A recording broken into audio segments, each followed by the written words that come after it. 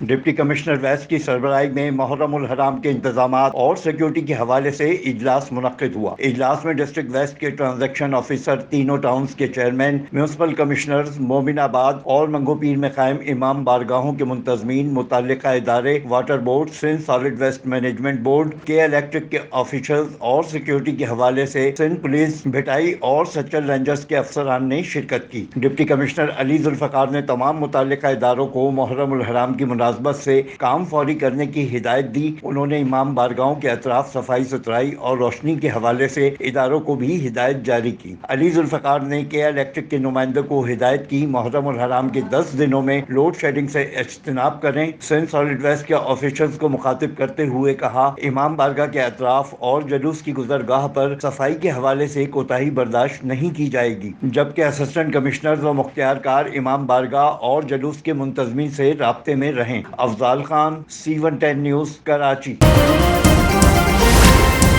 C110 news, خبر کی اصل خبر۔